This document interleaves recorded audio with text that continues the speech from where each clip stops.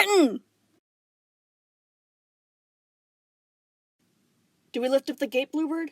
One of the rebels on the outside, a big topaz with her gem on the back of her hand, asked. The crowd was eager and vengeful, all for half-truths that they believed to be full ones. No, he'll escape!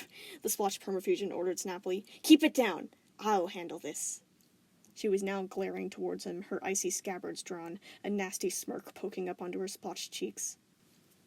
She began to circle around slowly in the small space between the two gates, stalking like a cat. He backed away, his gem throbbing in defense as the pink glow shone ever brighter on his skin, ready to fight. But he didn't want to fight her. Maybe he could try to solve this peacefully? She didn't look very peaceful right now, but it was worth a try. Bluebird. Stephen didn't even get to form a sentence before she had dove towards him with a flare of her watery wings, frosted blades slashing out. Stephen! Volleyball yelled as he failed to dodge in time, exhaustion delaying his reaction just a second too long. Cold pain sliced over his shoulder, and he landed on his other side, hurrying to try and get out of the way before her next attack. He knocked into the bars heavily, blocked from moving any further, holding onto his wounded arm with terror shivering through every single nerve of his body as he looked up towards her again. Bluebird was diving down from the ceiling this time, swords drawn and ready to run him through. Stephen acted on instinct. The pink glow was finally put to good use, having an outlet to focus his energy on. He clawed his uninjured hand in her direction, glassy pink spikes forming mid-air and forcing her to roll out of their range. Her hawk-like wings flapped hard to catch herself. She wasn't going to stop. Defend yourself. Attack. Stephen was weak, but he wasn't going to go down without a fight. By the time she leveled herself out, Stephen was already leaping up to where she was with a yell of fury, his shield swinging up to protect him, her sword glancing off of it. He positioned his feet on his shield and roughly kicked down towards her, knocking her down onto the air with the shining disc.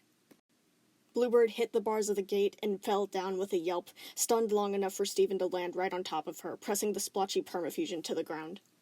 The crowd made a collective gasp. Bluebird was pinned. Even as she wriggled and pounded her fist on his arm to try and get out from under him, she was far too tiny to effectively lift him away, nearly 2 times smaller than he was. That was the fastest end to a fight that they'd seen, probably ever.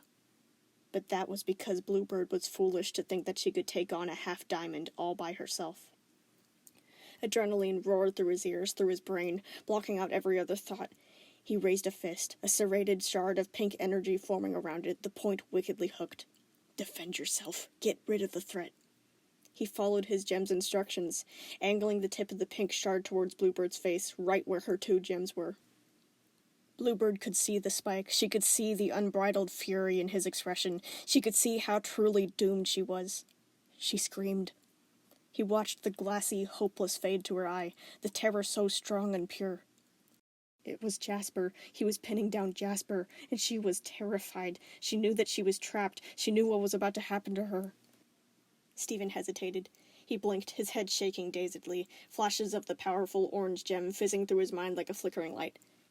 Jasper, Bluebird, white diamond, Jasper, Bluebird, white diamond.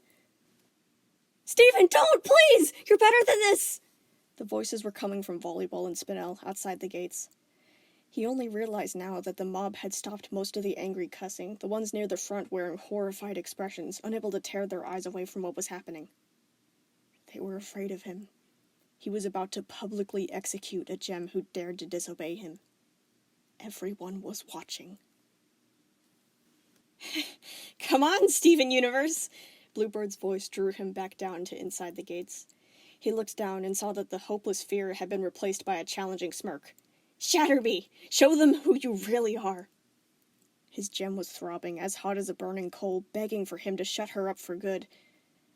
But he couldn't do it again. He forced the magic to back off, no matter how much it protested, lowering his fist and making the shard flutter away into nothing. The glow of his skin disappeared, the defense gone. Ah, well, still a win for us, I suppose, Bluebird shrugged, relaxing under his foot. He didn't know if she had been relying on his mercy and knew that he would spare her. He didn't know if he would have stopped at all if he hadn't caught the look on her face. He just wanted to talk it out, just like always. That was what he was good at. He remembered the argument in the meeting room. At least, what I used to be good at, he thought begrudgingly. Still, if he wanted to be good at it again, he needed to try. Stephen let go of her slowly, and she sat up again, her glaring grin widening. Bluebird, why are you doing this? He asked her quietly. Because we hate you! The little splotchy permafusion spat like a viper. But why do you hate me? Stephen pressed impatiently. You're ruining everyone's lives! Bluebird shouted heroically, enough for the crowd to hear, sneaking an arm over behind her. Homeworld hasn't been more disorganized. You've been forcing the diamonds to change up the rules until we're practically living in anarchy. And when that wasn't enough, you tried to shatter the diamonds! None of those things are true, Stephen protested, but was interrupted quickly by a chortling snort from the permafusion. Of course they are! We all saw it on the recording. You tried to shatter White Diamond. Don't lie! But I didn't mean to. It was an accident. I wasn't myself. Saying that doesn't mean you get out of trouble. It doesn't mean it didn't happen. Bluebird spat back, tensing up at the ready. We all know you meant to shatter her. We all heard what you said, you shattering traitor! And then, before he could react, she slashed a hidden icicle of a blade upwards from where she had been reaching, slicing right across the gem embedded into his gut. The reaction was immediate.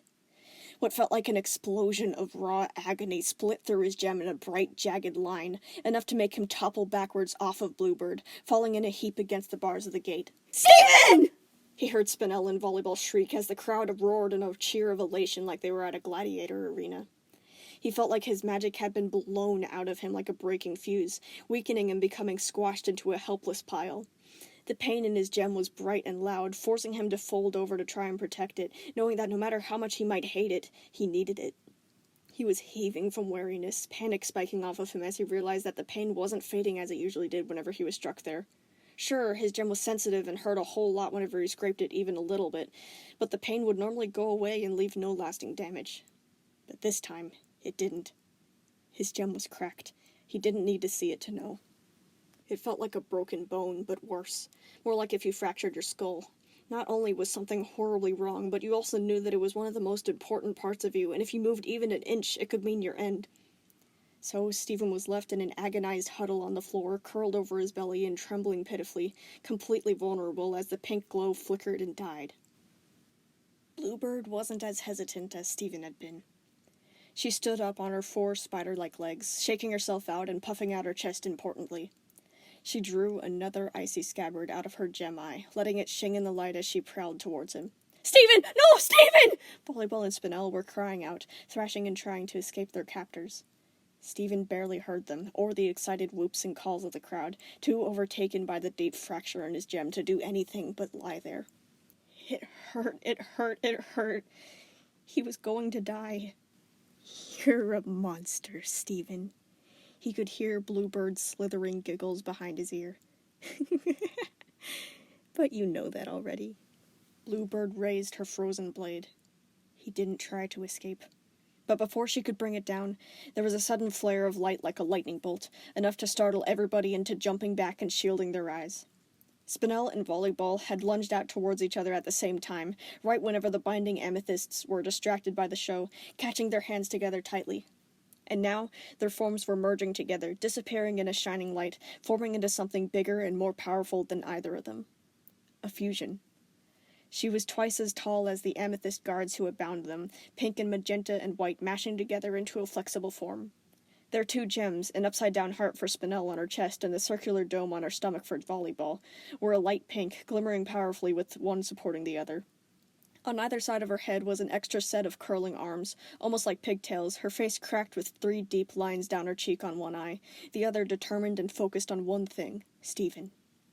The new fusion launched towards the barred gates before anybody in the crowd had time to even call a warning, her whole body seeming to sharpen moments before she hit the bars. She sliced right through them like a knife cutting through water, as if her skin was made of blades, and barreled right into the much smaller fusion as she yelled, "What the?" The fusion grabbed her in their claws and tossed her into the air, the curling arms on either side of her head springing up and latching onto her, yanking her back down to let her slam onto the ground. Bluebird was sent hurtling back out of the hole that the new fusion had cut through the bars, crashing into the inside's crowd like a bowling ball into pins. "Grab Stephen! Okay!" he heard the new fusion shout, before one of her curled-up arms on her head scooped him up and held him close on top of her shoulder, curled and protective. Stephen grasped onto her for dear life. The fusion ignored the crowd as they snapped out of their shock and began to surge forwards to attack. She just turned to the other gate's bars, hardening her arm to become a giant blade once more, and cut right through, bursting out the other side onto the open streets of Homeworld. Steven stayed tucked next to her head with her extra set of pigtail arms as the fusion flipped and soared over the crowd, avoiding every flash in her direction, slicing right through any obstacles that came up with her blade-forming skin. Steven closed his eyes and just tried to stay conscious as he was jostled back and forth by the action, the awful pain in his gem growing worse with any sharp movements. He just prayed that they'd make it to the Homeworld warp. His wishes came true. He hadn't noticed, he hadn't even kept his eyes open, but he soon felt the familiar chilling sweep of the warp pad's light, letting the stream of light blue color sweep him and the fusion away. Teleporting farther and farther away from the rebellion, away from Bluebird, away from Homeworld, towards Earth, towards safety. When they landed, now almost halfway across the universe, Steven heard the fusion raise their knife-like hands, creating curved talons out of their fingertips. She sliced through the Homeworld warp. It powered down, fading to a dull cyan color, cutting off the connection to the gem's home planet. They did it. They had escaped. But he wasn't safe yet. Not at all.